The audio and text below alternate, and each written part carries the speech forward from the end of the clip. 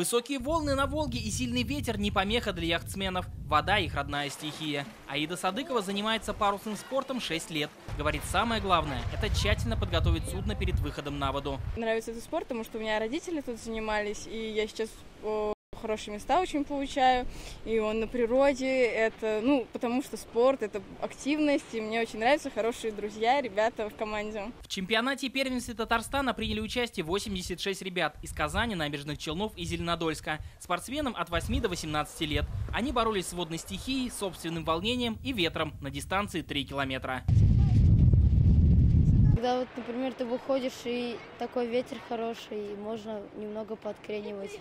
Родители без страха наблюдают за своими детьми, покоряющими Волгу. Турнир проходит на паруснике «Оптимист», признанным самым безопасным в мире. Они маленькие моряки, они спортсмены, и это правильно, что они справляются со всеми сложностями. Нет, не страшно. Наоборот, гордимся. Не все спортсмены смогли преодолеть дистанцию полностью, погода не благоволила. Кто потерял управление парусником, судьи сопроводили на берег. Очень сильный ветер был, поэтому меня очень сильно наклоняло.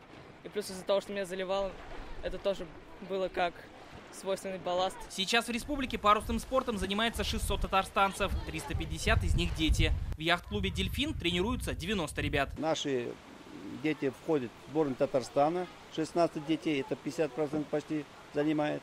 На следующий день 6 кандидатов мастера спорта за 12 лет мы заработали и 1 мастер спорта. Победители чемпионата и первенства Татарстана отправятся защищать честь республики на всероссийских соревнованиях. Они пройдут в начале августа в Московской области.